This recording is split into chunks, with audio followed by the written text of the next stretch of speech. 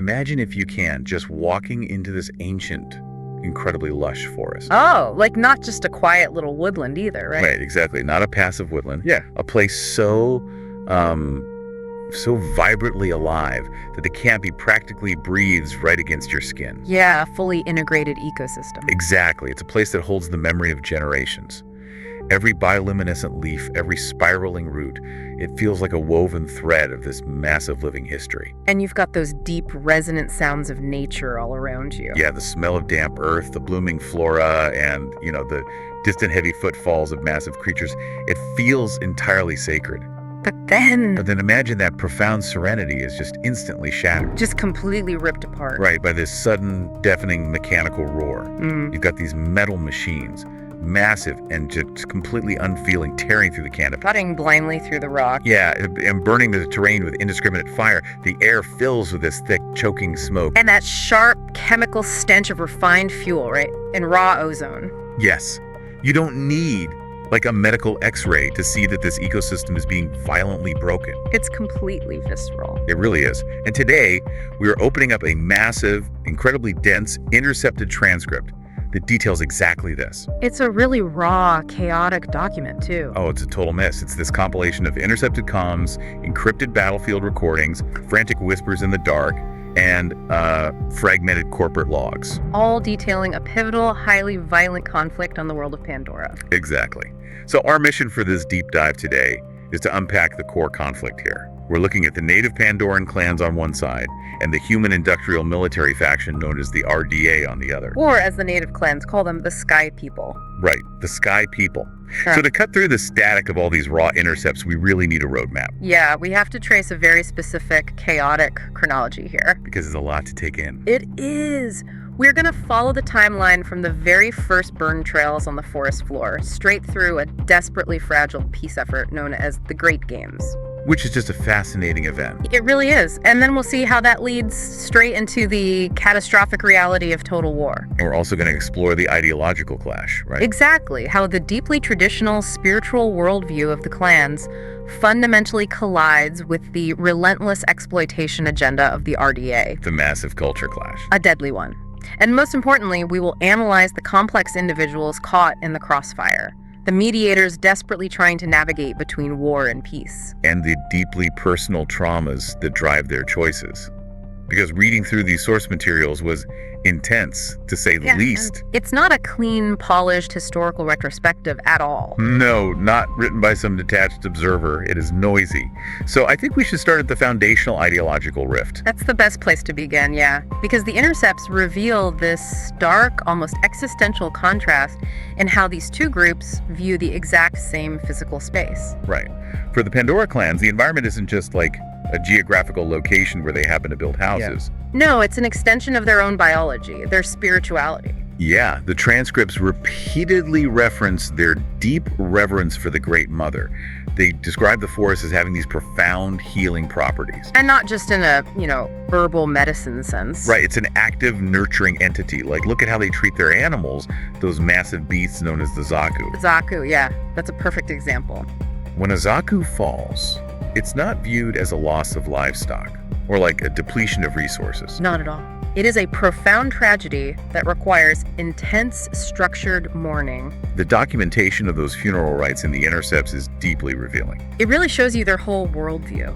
The clans use specific, highly curated incense to mask the scent of death. And to guide the spirit, right? Exactly. They paint these intricate mourning ribbons using local pigments to decorate the fallen bodies of the Zaku.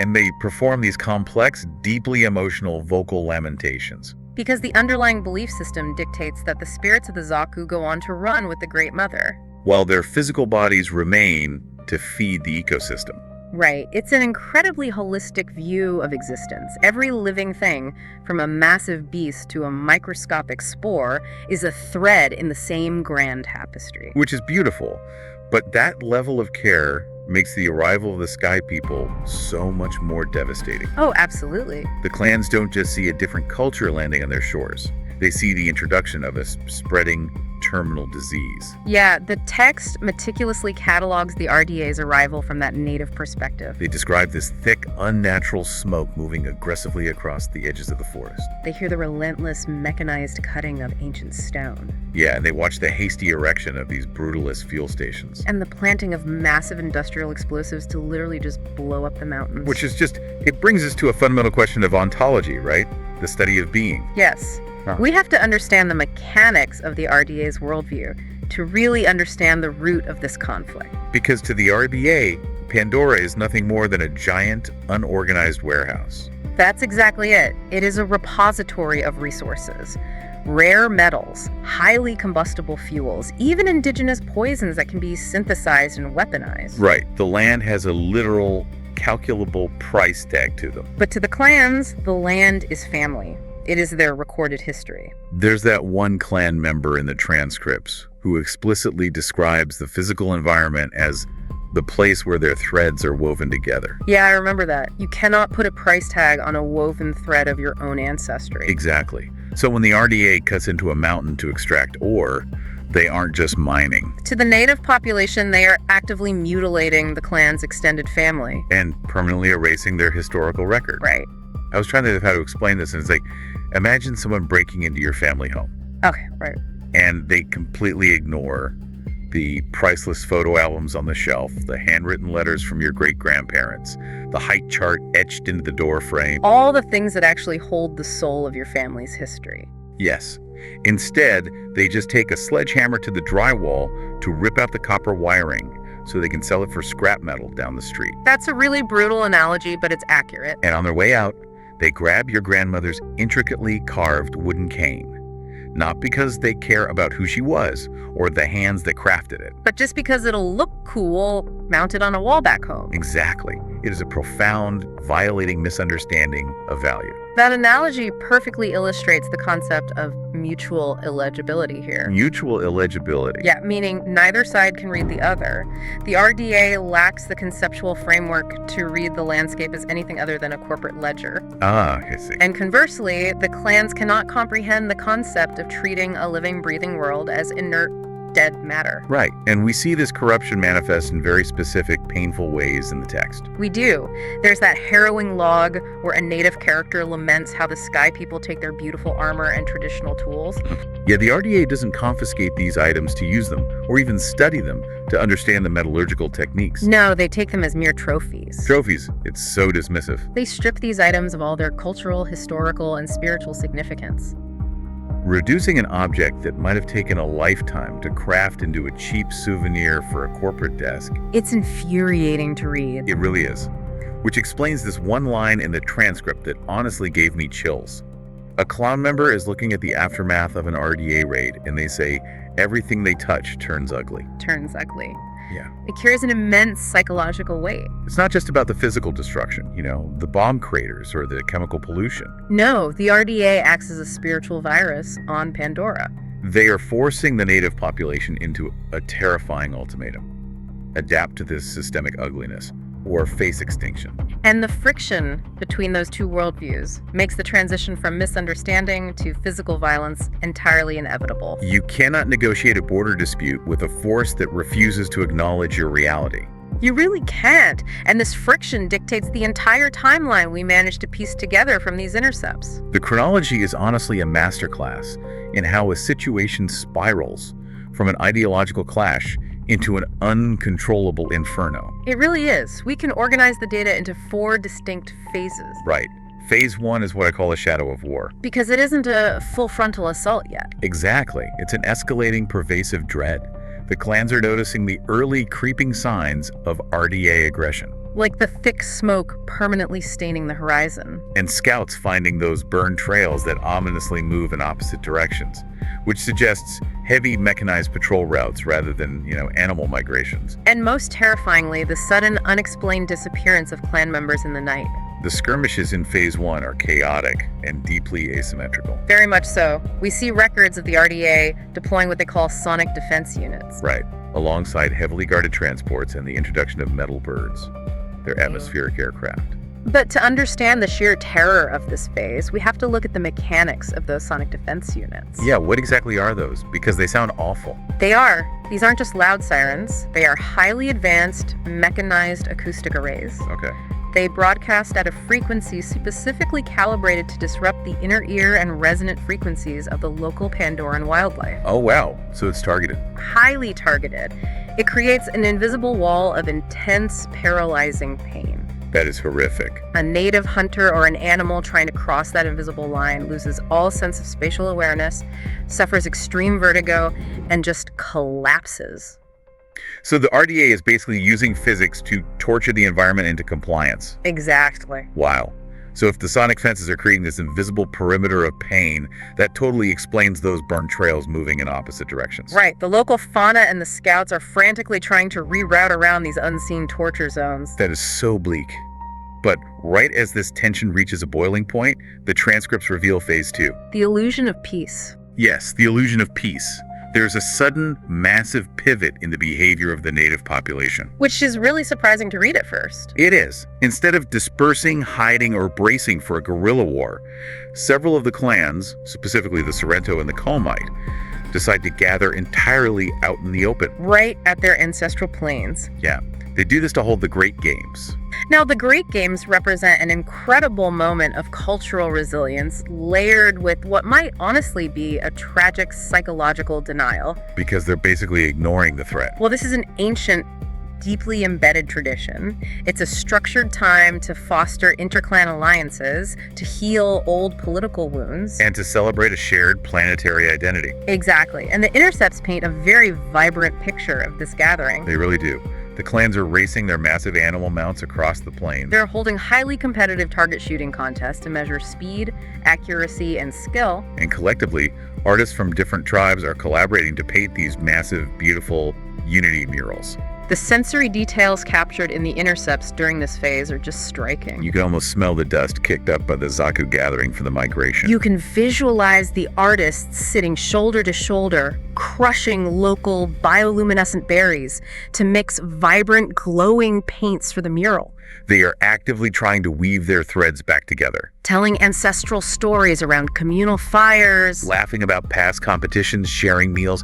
It's this explosion of pure, vibrant life right in the shadow of the RDA smoke. It really is. But it makes you wonder, was it a catastrophic tactical error to hold a massive, loud, sporting and cultural event right out in the open, while an advanced military force was actively hunting them? That is the big question. Or was holding the games, refusing to cower in the shadows, an act of profound necessary resistance? It is the ultimate collision of tactical reality and cultural survival. Right. I mean, from a strictly military standpoint, it is a fatal error. Gathering your leadership, your best warriors, and your cultural artisans in an exposed, open plain. When the enemy possesses overwhelming aerial superiority, it violates every rule of asymmetrical warfare. Yeah, it's basically painting a target on yourselves. However, from an anthropological perspective, resistance isn't solely defined by the capacity to inflict casualties. That's a fair point. If the clans abandon their ancestral plains, hide in the cave systems, and cease the Great Games,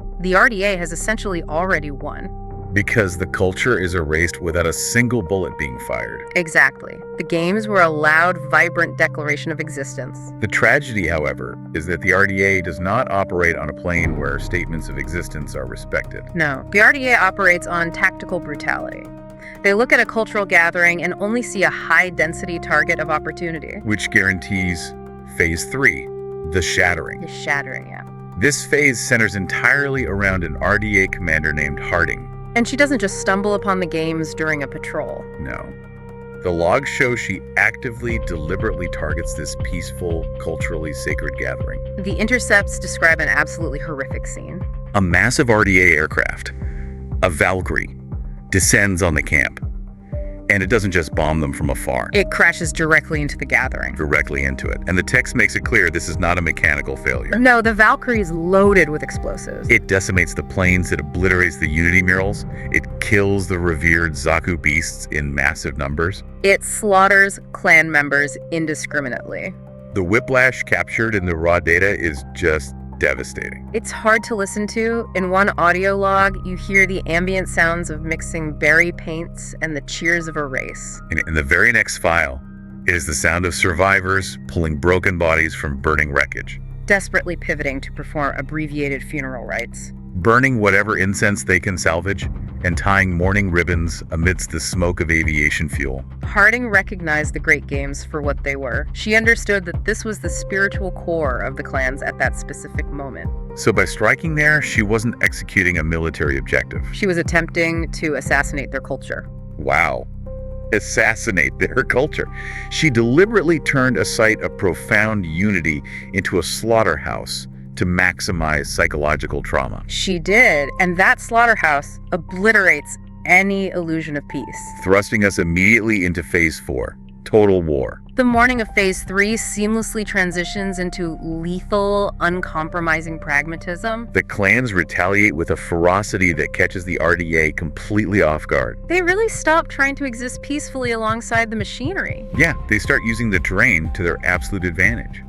The transcripts detail massive, coordinated ambushes deep within the Grand Canyon systems. They aren't just firing arrows at heavily armored gunships anymore. No, they use the environment as a literal weapon. They trigger these indigenous plants referred to as puffball tree pods. Timing the explosions to physically choke the engines of the metal birds. Okay, you have to explain this part because the tactical adaptation here is brilliant. How do these puffball pods actually function? It's incredible, really. The clans aren't just throwing rocks at a windshield. They have observed the intake drafts of the Valkyrie's massive jet turbines. Right. When a puffball pod is triggered or bursts near the intake, it releases a massive, dense cloud of microparticulate spores. Okay, spores. And these spores are incredibly hyperreactive to heat.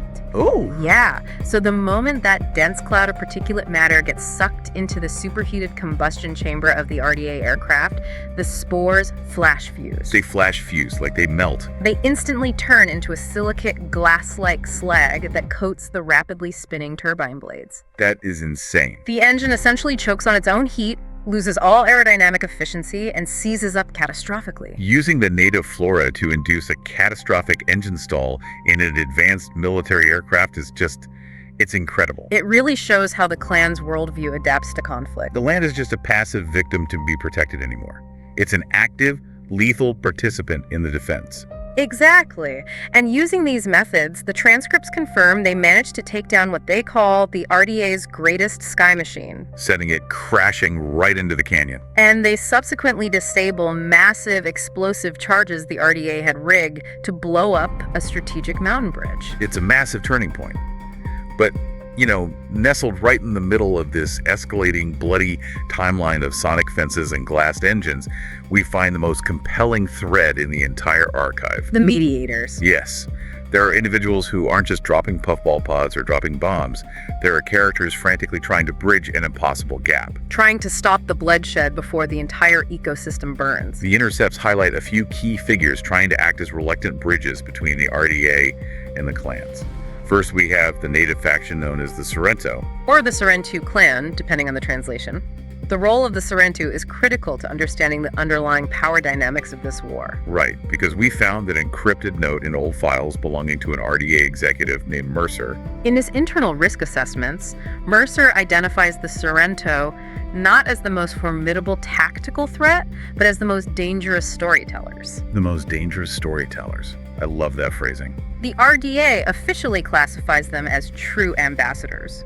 To the native clans, the Sorrento hold the history, the diplomatic ties, and the ancient songs. So Mercer isn't afraid of losing soldiers to a sniper in the canyon. He's afraid of losing the narrative. Exactly. A sniper can only deplete troop numbers, which the RDA can easily replace. But a storyteller provides the psychological framework for a united planetary resistance. If the Sorrento preserve the shared cultural memory, those woven threads we talked about, they can unite the fractured clans. You could rebuild a blown-up bridge, but if a storyteller reminds a conquered people who they are, the conquest is never permanent. Precisely. The RDA's entire colonial strategy relies heavily on the native population remaining politically fractured, geographically isolated, and culturally demoralized. And the storyteller is the antidote to demoralization. They are, but the native clans aren't the only ones trying to mediate. Right. The transcripts reveal a highly active sub-faction of human defectors. Often referred to as the Resistance. We have characters heavily featured in the comms logs like Alma, Taylor, sometimes translated as Dylan in the messier audio files, and a Dr. Altman Cortez. These are individuals who arrived with the Sky People, utilizing RDA resources, but are actively working to sabotage the RDA's operational capacity from the inside. The human defectors represent a profound ideological mutiny. They do. And the transcripts capture these small, poignant moments of how they try to blend their human heritage with their new reality on Pandora. Oh yeah, there's that deeply touching detail in one of the logs where a human character names one of the native animals Ada. Specifically, naming it after Ada Lovelace, the pioneering Earth mathematician and writer. It's a tiny, almost invisible gesture in the grand scheme of the planetary war. But it symbolizes a desperate desire to weave the best parts of human history into the life of Pandora, rather than just paving over it with concrete. It is a beautiful gesture. But the existence of this human resistance creates a massive, glaring paradox that the native mediators must constantly wrestle with. Ah, yes, the technology dilemma. Right.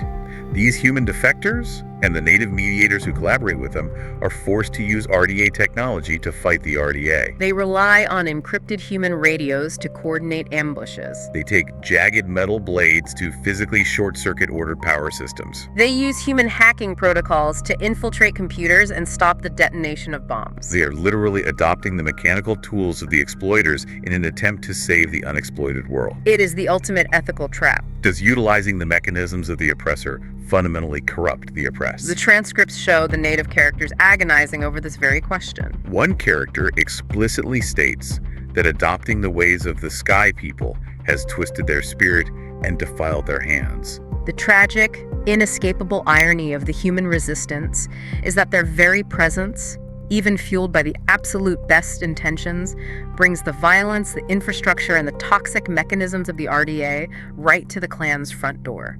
They are fighting to save Pandora, but they are contaminating it with every radio transmission and hacked terminal. Yet, despite this contamination, one of the mediators in the text actually broadcasts a message to an enemy combatant stating, "We have the potential to build a good future together." I had to stop and reread that line multiple times. It's quite a statement. How is true mediation or a good future even a realistic concept when there is such a massive fundamental imbalance in power, technological capability, and sheer brutality? That statement is the absolute pinnacle of the ambassadorial spirit. Really? How so? Well, the mediator is looking past the armor and the weaponry, attempting to appeal to a shared capacity for consciousness, choice, and empathy. They recognize that both humans and the native people possess the capacity to suffer and the capacity to create. Exactly. However, the reality on the ground makes that shared potential almost entirely theoretical. Because diplomacy requires a baseline of mutual respect, or at the very least, a mutual recognition of basic personhood. And the RDA explicitly rejects that personhood. To illustrate the reality on the ground, we have to look at a specific, deeply horrifying piece of RDA technology detailed in the intercept. The neuroscanner. Yes. They use a device called a neuroscanner for interrogations. And this isn't a polygraph test. It doesn't rely on asking questions and measuring heart rates. The transcripts state explicitly that the procedure forcibly reads a human or avatar's mind. And the process is so violent, it causes permanent brain damage. Add to that the fact that they routinely use drowning interrogations, and the idea of mediation completely short circuits. Seriously. How do you sit at a negotiating table with a force that literally wants to extract the thoughts from your brain by force? You have to look at the mechanics of the neuroscanner to understand why mediation is impossible. How does it actually work? The device uses highly focused invasive magnetic resonance to map and force access to synaptic pathways. Okay. But a biological brain is not a solid-state hard drive. When the scanner forcibly demands a memory recall, it overloads the neural pathways with massive electrical stimulation. Oh, God. It essentially burns out the delicate brain tissue to extract the data like running 1,000,000 volts through a standard household wire. That is just... Yep. Yeah. It is the ultimate horrific manifestation of the RDA's worldview. It really is. Remember, they view the planet purely as an object to be mined for resources. Right. They view the minds of their enemies in the exact same transactional way. The neuroscanner is just a specialized mining drill for the brain. It extracts the raw data, the strategic secrets, the base locations, and leaves the host structure completely destroyed. You cannot mediate with a mining drill. You can only attempt to break it, or inevitably be broken by it. A mining drill for the brain. That perfectly, terrifyingly bridges the gap between how the RDA treats the physical Earth and how they treat conscious beings. It does. And realizing the absolute impossibility of systemic mediation pushes this entire deep dive into its most compelling territory, I think. The internal psychology of the key players. Yes, because when overarching political theories fail, and you are facing a literal mining drill to the brain, your choices are no longer driven by diplomacy. No, they are driven by profound, unhealed personal trauma. Exactly. Let's look at the specific individuals making the choice between war and peace. We have to start with Commander Harding, the face of the RDA's military push in these intercepts. Harding is a fascinating psychological study. What drives her campaign of terror isn't like corporate loyalty to the RDA or a belief in human manifest destiny or even a desire for resource wealth. No, it's pure toxic humiliation. Humiliation. From what? Well, the corporate logs note that Harding previously lost an aircraft, a Valkyrie, in a prior disastrous engagement with the native population. The text explicitly refers to this event as her greatest defeat and perhaps her greatest shame. And that profound shame mutated into an uncontrollable need for vengeance. Precisely. She didn't target the Great Games because the gathering posed an immediate tactical military threat to RDA infrastructure. She targeted a vibrant cultural festival specifically to inflict the maximum amount of emotional and spiritual pain. She is fighting a planetary war entirely to soothe her own bruised ego. It is the complete weaponization of narcissism. It really is. When a commander operates from a place of deep-seated shame rather than objective strategy, their cruelty becomes limitless. She needs to see the clans culturally and physically broken to restore her own internal sense of power. But the trauma driving the other side of the conflict is equally complex. Definitely. Look at the native clan member, Makassar. Makassar, yeah. His motivation is also driven by shame, but it manifests in a completely different flavor of destruction. Makassar's story is an incredibly painful tragedy of his own making. The intercepts reveal that he betrayed his own people to the Sky People. Likely providing operational intelligence or locations, yeah. But instead of owning that betrayal or seeking redemption, the guilt just ate away at his psyche. To protect himself, he falsely blamed another clan member, Anafi, for the betrayal. His lies and the subsequent paranoia ended up completely fracturing his clan from the inside out. Makassar represents the insidious internal decay that colonialism and overwhelming military occupation cause within an oppressed group. The RDA didn't just break his clan physically with sonic fences and bombs. They provided the high-pressure environment that allowed Makassar's cowardice to break them socially. He is a man constantly running from his own reflection. Choosing to mediate or fight based solely on whatever action will hide his guilt for one more day. Exactly. Now, contrasting Makassar's cowardice, we have Iman. Iman is the warrior. He is the tactical mind leading those massive Grand Canyon ambushes, coordinating the dropping of the puffball tree pods to glass the Valkyrie engines. And Iman is driven by a fierce, uncompromising need for physical protection. He has looked at the reality of the situation. He has seen the neuroscanners burning out mines. He has seen the forest burning from orbital drops. He has seen the smoking craters where the Great Games used to be. And he has logically concluded that diplomacy with the RDA is a suicide pact. Iman believes that only extreme, calculated violence, physically choking every metal bird out of the sky, will ensure survival. He's not fighting for narcissistic vengeance like Harding. He's fighting because he believes his people's continued existence requires a shield forged of pure, lethal aggression. Iman is the inevitable biological immune response to the RDA's viral presence. That's a great way to put it. He is the ecosystem fighting back with the only language the virus understands: eradication. But the most complex psychological profile we find in the entire archive is the protagonist, a member of the Sorrentu clan, who acts as the primary focal point in much of the intercepted narrative. Their motivation is rooted in the deepest, most foundational trauma of all: a stolen childhood and the systematic erasure of identity. The fragments of the protagonist's backstory are just gut-wrenching to read. As a child, they were taken by the RDA and placed into an initiative called the TT program. They were not raised in the vibrant, breathing forest.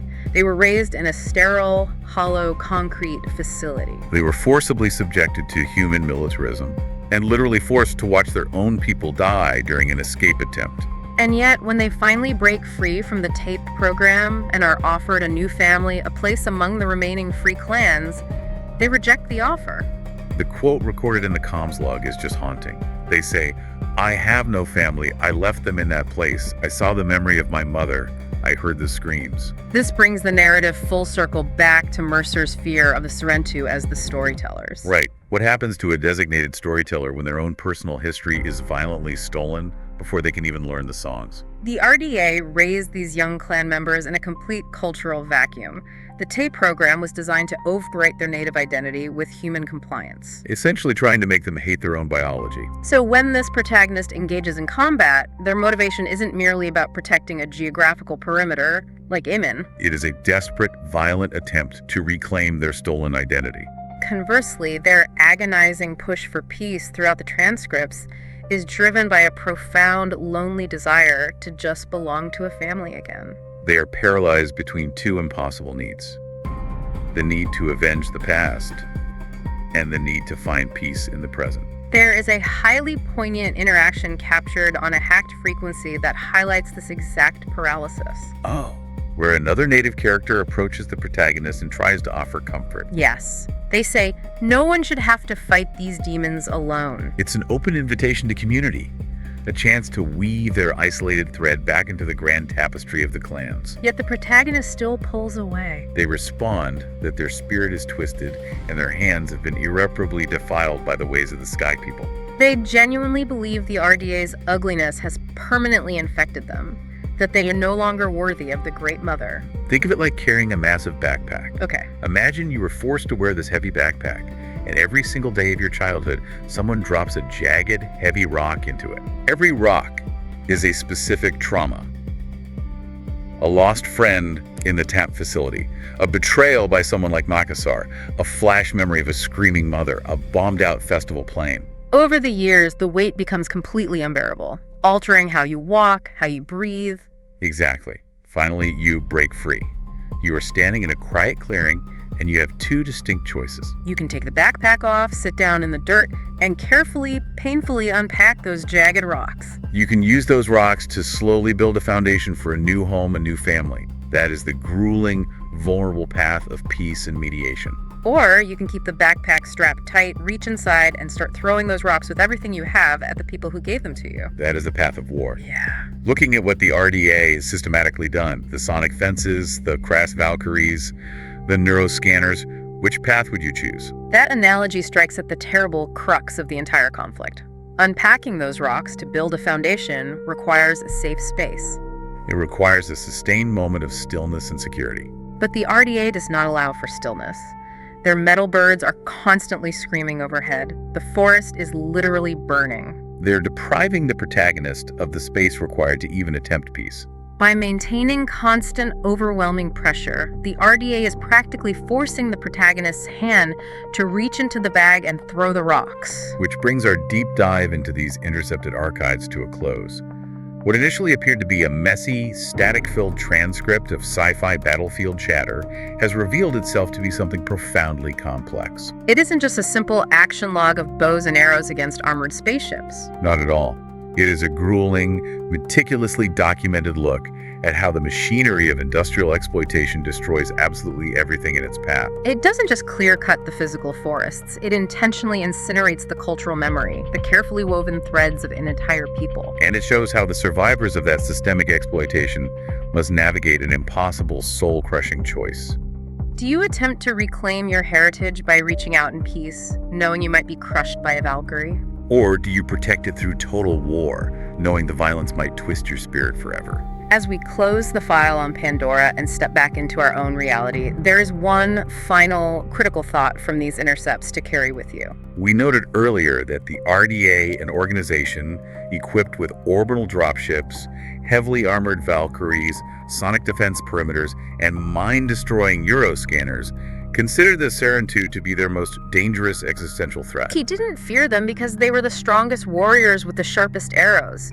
They feared them because they were storytellers. In our own world, a world completely saturated by endless information, overwhelming force, and constant noise, we have to ask ourselves a very similar question. Who holds the actual enduring power? Is it the massive entity with the biggest weapons and the deepest pockets, or is it the one who controls the narrative of what is ultimately remembered? It's something to really mull over. That is a question that fundamentally changes how you look at every news feed you scroll through, every history book you read, and every conversation you have.